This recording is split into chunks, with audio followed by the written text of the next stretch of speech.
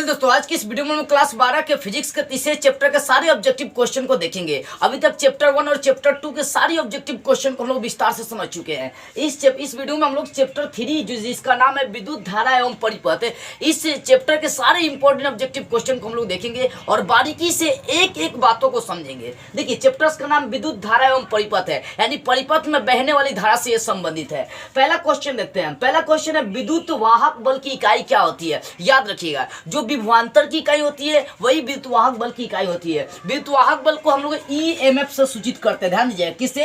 EMF मतलब electromotive force कहते हैं। क्या इसका भी सूत्र वही चलेगा, W/Q होता है, जो V का मतलब विभवांतर चाहे विभव का सूत्र होता है, ठीक है ना। विभवांतर, विभव या विद्युत वाहक बल की इकाई, इन तीनों का ऐसे ही मतलब क्या होता है? वोल्ट होता है। क्या होता है? वोल्ट का मतलब V होता है। बस इतना याद रखना है कि विद्युत वाहक बल वो सेल के लिए लागू होता है। किसके लिए? सेल के लिए। किसके लिए? सेल के लिए। ये दिमाग में बैठा लीजिए। पूछता है विद्युत वाहक बल किसके लिए लागू होता है? सेल के लिए। लेकिन उस समय सेल के लिए लागू नहीं होता है, विभव विभवांतर, ठीक है ना। वो परिपथ के लिए, धारा के लिए लागू होता है। विद्युत वाहक बल की इकाई क्या होती है? तो वोल्ट होती है। ऑप्शन बी टच कर लेंगे। अगला क्वेश्चन है आदर्श एमीटर का प्रतिरोध। ध्यान दीजिएगा, यहाँ दो क्वेश्चन बनेगा, आदर्श एमीटर, आदर्श वोल्ट मीटर। तो आदर्श एमीटर का प्रतिरोध 0 होता है। क्या होता है? 0। लेकिन आदर्श वोल्ट मीटर पूछेगा, ध्यान दीजिएगा, वोल्ट मीटर का पूछेगा तो उसका अनंत होता है। अब देखो, आदर्श एमीटर का प्रतिरोध, तो आदर्श एमीटर का प्रतिरोध जोन होता है ना, वो होता है 0 होता है। ऑप्शन आपका टच कर जाएगा ए। कौन सा ऑप्शन टच करेगा? ए। ऑप्शन कौन सा टच करेगा? ए। यानी आदर्श एमीटर का प्रतिरोध 0, लेकिन आदर्श वोल्ट मीटर कहेगा, वोल्ट मीटर, तब उसका अनंत मारिएगा। दो क्वेश्चन, पहला आदर्श एमीटर का प्रतिरोध 0, आदर्श वोल्ट मीटर का प्रतिरोध अनंत। क्या मारेंगे? अनंत, ठीक है। यहाँ ऑप्शन सही हो जाएगा ए, क्योंकि आदर्श एमीटर पूछा है।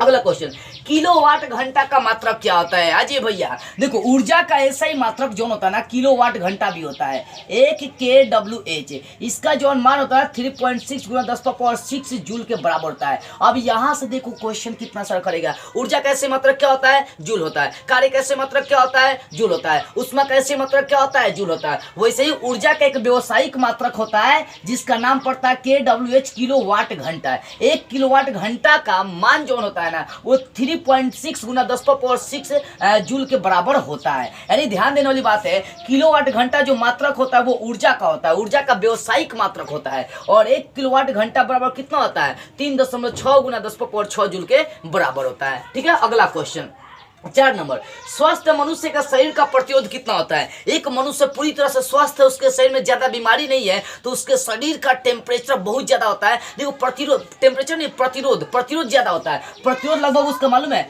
50,000 ओम होता है। कहने का मतलब, अगर कोई मनुष्य शरीर स्वस्थ है तो उसका प्रतिरोध ज्यादा होता है। प्रतिरोध होता क्या है? जो रोकेगा। आप स्वस्थ है तो कोई भी चीज आपके अंदर प्रवेश करेगा तो वो आपसे लड़ेगा, क्योंकि प्रतिरोध का मतलब क्या होता है? वो अपने में से होकर जाने ही नहीं देगा, धारा को अपने में से होकर जाने ही नहीं देगा, वही तो प्रतिरोध होता है ना। तो सोचिए, स्वस्थ मनुष्य का प्रतिरोध हाई होता है। हाई का मतलब बहुत ज्यादा होता है।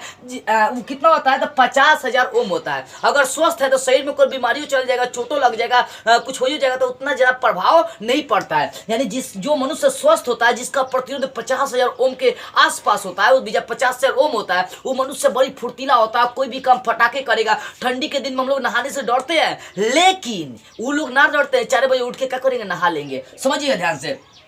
तो एक स्वस्थ मनुष्य का शरीर का प्रतिरोध आप मारेंगे 50,000 ओम। प्रतिरोध कैसे मात्रक ओम होता है, ठीक है। तो स्वस्थ मनुष्य का शरीर का प्रतिरोध क्या मारेंगे? 50,000 ओम। आपका ऑप्शन सी हो जाएगा ए। अगला क्वेश्चन, विद्युत धारा के किसी बिंदु पर सभी धाराओं का बीजगणितीय योग। बड़ी इंपॉर्टेंट क्वेश्चन है ये, इस चैप्टर में बड़ी इंपॉर्टेंट क्वेश्चन है।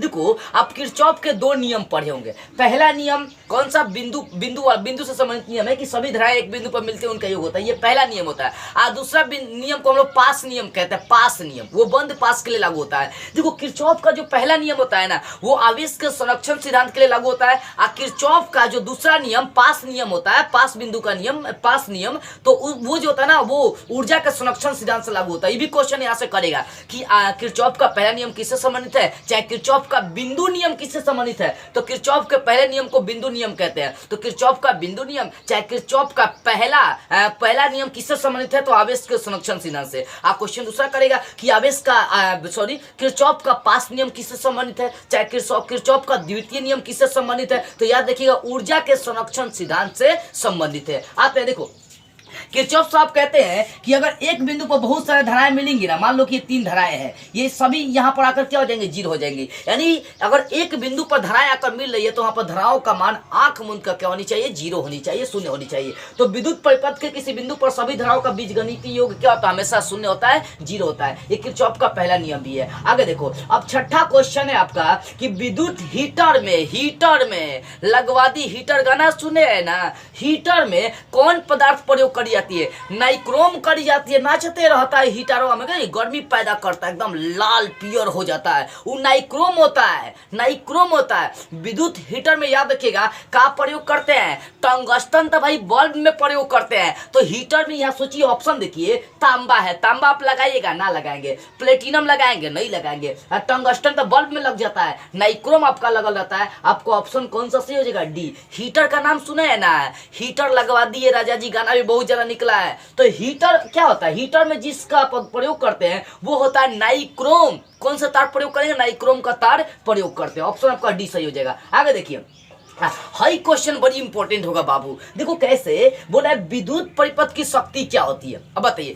विद्युत परिपथ की शक्ति क्या होती है, आंख मूंद का आपको याद रखना है, कई बार एग्जाम में पूछा है। विद्युत परिपथ की शक्ति V² मतलब V² होती है, बस इतना याद रखना है। विद्युत परिपथ की शक्ति शक्ति शक्ति शक्ति शक्ति क्या होती है, तो ये P बराबर सूत्र निकलता है, P बराबर V² P क्या होता है, पावर मीन शक्ति, शक्ति का ऐसे मतलब क्या होता है, वाट होता है। अब शक्ति में थोड़ा सा जान लो। देखो शक्ति का ऐसे मात्रक वाट होता है, और ध्यान देने वाली बात है कि एक HP बराबर यानी 1 हॉर्स पावर बराबर यानी 1 अश्वशक्ति बराबर 746 वाट होता है। कितना, 746 वाट। शक्ति का ऐसे मात्रक वाट होता है। शक्ति होगी तो सबकी वाट लगाएंगे, इसी कारण से शक्ति का ऐसे मात्रक वाट हो जाता है, ठीक है ना। विद्युत परिपथ की शक्ति कौन होगा, ऑप्शन सी सही हो जाएगा, देख सकते हैं V²/R। ठीक है, अगला क्वेश्चन, सेल का विद्युत वाहक बल किससे मापा जाता है। याद देखिएगा, विभव को किससे मापते हैं हम लोग, तो वोल्ट मीटर से मापते, विभवांतर को किससे मापते हैं, वोल्ट मीटर से मापते हैं। लेकिन विभव मापी के द्वारा हम लोग सेल के विद्युत वाहक बल को माप करते हैं। बताते हैं ना शुरू में कि इलेक्ट्रोमोटिव फोर्स, इसका ऐसा ही मतलब क्या होता है, वोल्ट होता है, वोल्ट होता है, वोल्ट होता है, वोल्ट होता है। ये अगर इसको मापना हो, सेल का विद्युत वाहक बल मापना है, तो उसके लिए हम लोग प्रयोग करेंगे विभव मापी। आप धारा मापी, गैल्वेनोमीटर, वोल्ट मीटर प्रयोग नहीं कर सकते हैं। वोल्ट मीटर तो 2 बिंदु के बीच विभवांतर मापता है, लेकिन विद्युत वाहक बल मापने के लिए आपको विभव मापी का प्रयोग करना पड़ेगा। ये सेल का विद्युत वाहक बल मापता है। आपका ऑप्शन कौन सा सही हो जाएगा, डी। अगला क्वेश्चन 9 नंबर, व्हीटस्टोन ब्रिज की बात करें, आप बताइए व्हीटस्टोन ब्रिज किसे कहते हैं। देखो अगर मान लेते हैं चतुर्भुज के 4 भुजाओं पर हम लोग क्या कर दिए, 4 गो प्रतिरोध जोड़ दिए। अच्छा लेकर चलो, ये 4 ये देखो, ये एक तरह का क्या किए, चतुर्भुज कर दिए, ठीक है ना। ये चतुर्भुज है, किसमें, इसमें 4 भुजा है ना, 1 2 3 4। अब क्या करते हैं, चारों जो मतलब चारों भुजाओं पर एक प्रतिरोध जोड़ देते हैं। चारों भुजाओं पर क्या किए, एक प्रतिरोध जोड़ दिए। तो ये जो आकृति ना बन गया ना, ये मान लो इसका P है, ये Q है, ये R है, S है, तो P/S बराबर Q, P/Q अपन बराबर R/S है। ये जो होता है ना, व्हीटस्टोन ब्रिज के संतुलन का बिंदु होता है। कई बार एग्जाम में पूछा है व्हीटस्टोन ब्रिज के संतुलन का बिंदु क्या होता है, तो भैया P/Q बराबर R/S। हाई P बटा हो जाएगा Q के, R बटा हो जाएगा S के, हो गया। यही संतुलन का बिंदु होता है। अब देखो व्हीटस्टोन ब्रिज क्या होता है, तो चतुर्भुज के जब 4 भुजाओं पर का, चतुर्भुज के जब 4 भुजाओं पर 4 प्रतिरोध जोड़ेंगे और उनकी 2 भुजाओं के बीच एक क्या करेंगे, गैल्वेनोमीटर लगा देंगे, और शेष भुजाओं के बीच एक कुंजी लगा देंगे। ये मान लो कि कुंजी के है, तो इस तरह से जो आकृति बनेगा, जो व्यवस्था होगा, उसे व्हीटस्टोन ब्रिज कहते हैं। इसमें 4 चतुर्भुज की भुजाएं, चारों पर 4 प्रतिरोध जोड़ देंगे और 2 भुजाओं के बीच गैल्वेनोमीटर और शेष 2 भुजाओं के बीच एक कुंजी लटका देंगे। तो यहाँ जो आकृति बन रही है वो कहलाएगा व्हीटस्टोन ब्रिज। व्हीटस्टोन ब्रिज के संतुलन का बिंदु जो होता है ना, P/Q बराबर R/S होता है। हाई इसके बटा और बराबर में हो जाएगा हाई इसके बटा।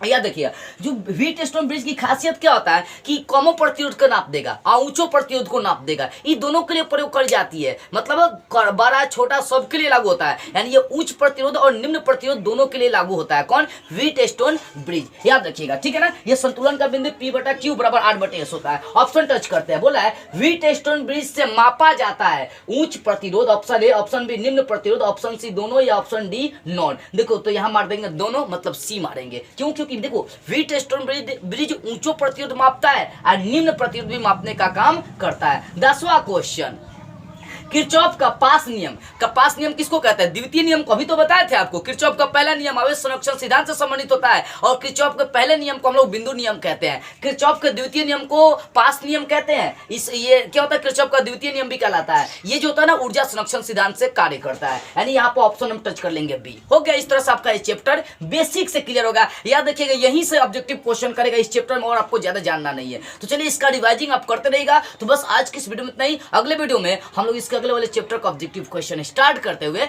फिर मिलेंगे।